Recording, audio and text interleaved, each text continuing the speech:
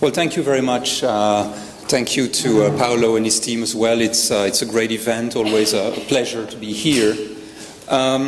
Today I will speak about big data and competition law. I'm a competition lawyer. I've been involved over the years in quite a few tech cases where data was important. And what I would like to do is to try to identify a number of issues that are raised by data or big data from a competition law standpoint. There's actually little to draw from because you have few cases at the moment. Many antitrust lawyers say that data is very important. A couple of antitrust lawyers in Washington, D.C. created the Data Competition Institute. But when they try to explain why it's important, they just say it's important. So it's not very helpful. There are quite a few cases where data plays a role, but these are not core data cases. So in this presentation, I will raise quite a few questions. I will try to provide some answers, but it's more experimental rather than based on my practical experience. So I think we all agree that data in some industries can be a key competitive advantage. This is of course clear in two-sided business models where data is important on both sides, the free side but also the paying side. No question about it. But it's also very useful in sectors that are not necessarily two-sided. And let me try to give you some examples.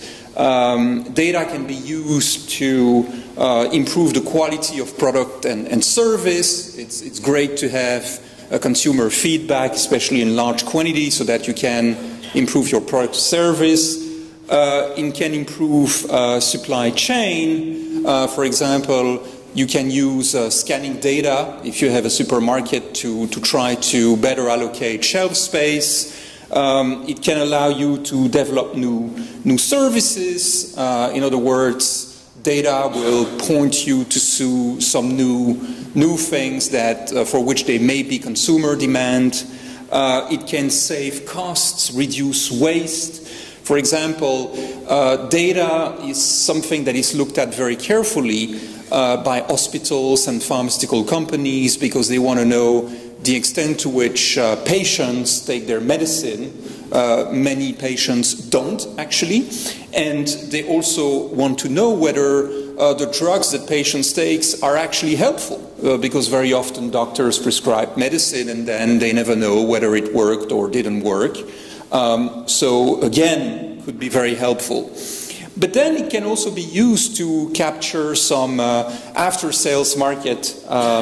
For example, I came across a case where there was a sort of big battle between car manufacturers and the repair sector in order to know which one would get access to drivers' data and vehicle data, because there's a legislation coming up in the European Union whereby cars will have to be equipped with a sort of tracking system for safety purposes. And so there's a big dispute between car manufacturers who would like to basically make good use of that data to sell spare parts, for example, notifying drivers that there's something wrong with their tires or with their engine, whereas of course the repair sector would like to have that data as well. Now, there's nothing wrong with trying to develop, maintain or expand the competitive advantage. Of course, where competition authorities wake up is when you do this through anti-competitive conduct. Just an example of the pharmaceutical industry where there are a lot of discussions right now between hospitals, pharmaceutical companies, but also telecommunications providers in order to create data pools that could be very useful for research, but also for managing patients, and also to develop new medicine or to improve some medicine. That creates a range of competition law issues, especially on the sort of Article 101 side. Now, let me share with you some some issues that I came across in either my research work or in practical cases. The list is of course not exhaustive, but just to give you a flavor of the sort of things that you come across fairly regularly as a competition lawyer. I mean, of course, there's the example of item 1 of the complaints that was filed by Microsoft against Google, whereby Microsoft claimed that Google had actually acquired very large quantity of data, not only because it wanted to use it, but also because it wanted to prevent Microsoft from acquiring the data through a series of exclusive intermediation agreements with publishers and distribution agreements with software makers.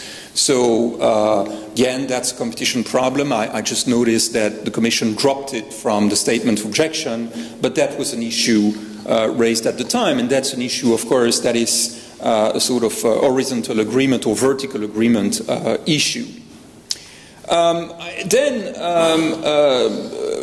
Question that would be more on the sort of unilateral conduct, abuse of dominance side is this example that I mentioned just a moment ago about car manufacturers and repair service providers to identify who should get access to the data. Let's assume, for example, that the car manufacturers don't want to give access to their data, they don't want to share it. Well, you could possibly say that the repair sector would have an Article 102 claim that this data is essential. And in that case, I will come back to the question, you could claim that the data is essential because there's no other way to get the data. You see what I mean? It's a limited pool of data that is created by a chip or some sort of engine that is, or some sort of device, sorry, that is on the car. That's very different from search data or the data that you can acquire through, for instance, social networks, where there are large volumes that can be generated through various means. Another issue is, of course, data portability, where you could claim that by preventing portability, you create barriers to entry, because, of course, as was mentioned by Joshua, if one of the reasons why you may not want to switch is simply because you're concerned that you're going to lose your data. So by refusing to port the data to competing services, you can actually create barriers to entry. But I think also that increasingly with rating systems, you may have other portability issues. Let me give you an example. Uber ask passengers to rate the drivers. By the way, the drivers can also rate passengers. If you misbehave in an Uber car, you can actually be kicked out of the system, which I think is a great thing, right? I mean, why would drivers have to tolerate people who are racist, misbehave, are drunk, whatever? But so for a driver, his reputation is actually very important. Apparently, if you don't have an average of 4.5 out of 5, you're kicked out of the system. So Uber and other companies of that type are actually competing for drivers. I understand from Uber that their major advertisement spending is actually for drivers, and you could lock them in.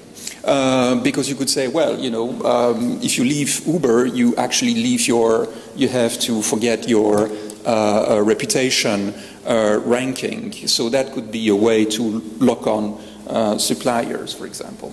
Lock in suppliers. And then, of course, another thing we've seen more recently are data-related issues in mergers. And the question there that was put to the competition authorities is the extent to which combination of companies that have a lot of data, but taken together will have even more data, either because they will combine the data or because, as in Google DoubleClick, you could say that DoubleClick was an additional way to accumulate data, but so far, at least as far as the European Commission is concerned. They looked into it, but didn't consider it was a major area of concern because competitors could have access to user data through other means. So it's been suggested that some mergers were actually bad from that standpoint, but so far the competition authorities didn't accept the argument. Now, let me look at what I would call, short of a better word, key issues for competition law. And what I've been doing here is to look at the key concepts, the key issues that you see in almost every competition case, and see the extent to which data creates particular problems. And of course, number one, in many cases, market definition. So are they data markets? Well, I guess so, to the extent that data is traded, there must be a market for it. But then the question is, what is the scope of the market? I mean, should it be defined narrowly or broadly? In every investigation, you've got typically the defendant saying it should be defined very broadly, and then you have the authority and the complainants saying it should be defined narrowly, and then it creates questions such as the extent to which the data in question is substitutable. I don't know, actually. For example, is search data a substitute for social networks data?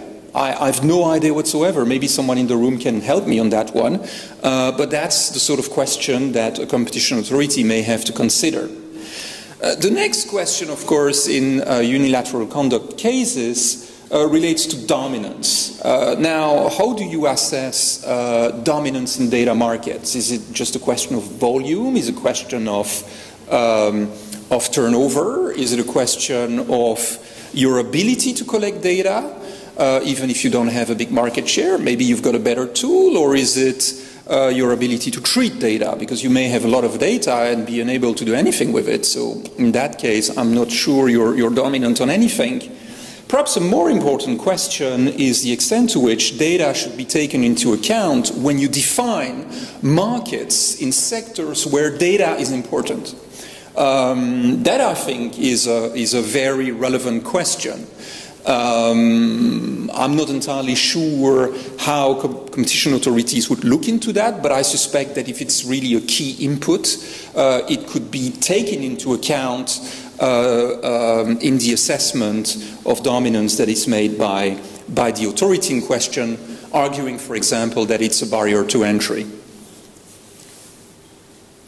Now, next one, is data an essential input or an essential facility? Right? So some companies say, hey, I cannot compete. Well, at least I know one who says that I cannot compete because I don't have enough data, right? Or I have a lot of data, but relative to my direct competitors, I don't have a lot. So could you have an antitrust argument saying, well, it's an essential facility, it should be shared with me? Tough question. Although I think the answer will generally be no. I think the first question is the extent to which the data in question is widely available. Are there substitutes? Or is the data not subject to substitutes? Will the absence of access harm competitor on the downstream market? Because if you look at the theory of essential facility under competition law, it's not enough to say that the data is essential. You have to show that not having it prevents you from competing on a downstream market. And then the question, the sort of more philosophical question that is always raised by access to essential facility cases is whether sharing the essential input in question will harm incentives of the dominant firms and also other firms to innovate in order to acquire, in this case, more data or the essential input in question. So I think the test is very, very demanding, and I suspect that it would be very, very hard in the data context to succeed with this argument. Although, if you think about my case where a repair company would argue that they cannot compete with a car manufacturer for repair services if they don't have access to, for example, the car data or the driver data, in that case you might argue that you cannot replicate that data. I mean, you know, it's unique in a way. So in that case you may have a better argument. I'm getting to the end of the presentation. I still have time? Oh, right, okay, great. Now, what about vertical integration? Vertical integration is a great thing in business terms, but in competition terms, it's always very annoying, right? I mean, many cases start with an issue of vertical integration. The dominant firm is you know, a monopolist on one segment and would like to expand its monopoly on another segment. So vertical integration is typically a problem. And there's no reason why it wouldn't be the case, actually, in data-related case. I came across an interesting matter where the claim was that supermarkets were using scanning data to foreclose competitors. So think about a supermarket which has a very large market share, and of course they get a lot of data because they scan the purchases of their consumers, and they find out that you know, the jam of a competitor is actually very successful, and then they think, well, why is it successful? And through the data, they can actually find a number of reasons why this jam seems to be successful. And then they basically use the information to, you know, promote their own brand, their store brand, at the expense of the branded product, right? Is it a problem or not? Well, I mean, there's definitely an element of vertical integration in this case, because the supermarket is not only you know, controls the data, but it is also selling products, and it is a supermarket selling all sorts of products, but they also compete with the brands by selling their own brand. So in this case, you could possibly see, I think, an issue under antitrust law, because the data would be used to exclude rivals from your supply chain. Data portability, well, I think I've already addressed the question. How do you determine what is necessary to maintain and allow competition? Certainly a big question. What if what matters is not the data, but the way in which it's been collected or treated? In other words, should you be able to compel a competitor to share not only the data, well, not share the data, but allow the portability of the data, but also in a format that you've created yourself, right? Well, I'm not entirely certain you should allow that, right? Because there's an element of innovation. So that would be a sort of more complex case to run. What about reputation ratings? Should they be portable? In my sense, reputation ratings will become a big thing, especially if you look at the sharing economy, where safety standards and all sorts of standards or regulation might be replaced over time by ratings. In that case, I think the question of whether as a buyer, as a customer or supplier, you can actually port your ratings to other platforms will become an interesting question. A couple of more issues. When personal data is involved, should privacy consideration be taken into account? So, as you know, there are some privacy advocates who can be really hysterical about the subject. Personally, I'm always amazed that, you know, at the same time people are willing to share so many personal data, but then get hysterical over data privacy issues. I always found it weird. And there's a movement in the data privacy community to say that this is the sort of consideration that it should be taken in antitrust cases. Why do they say that? Because antitrust is a very powerful tool. So you would have a couple of ways to enforce, you know, privacy rules. Way number one, by enforcing privacy regulations, and now strict penalties are attached or will soon be attached to violation of privacy rules, but also in the context of mergers and other type of investigations. In my view, the answer is no. I think antitrust should not be used as a vehicle to enforce privacy regulations, and as far as I can tell, the Court of Justice of the European Union and the Commission agree with me. It's been invoked in some cases, but for example, the Court of Justice made clear that any possible issues relating to the sensitive personal data are not as such a matter for competition law. Congratulations, I agree.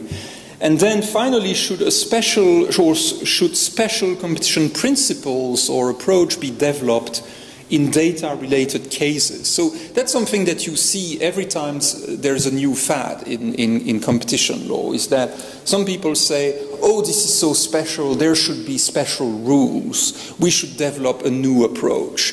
No, I think the beauty of antitrust is that you have a set of rules and principles and they can be applied to all sectors. So please preserve us from special rules and special approaches. I think antitrust is sufficiently flexible to handle any sort of question that may arise in the context of data-related cases. And I think that's the end. Thank you so much.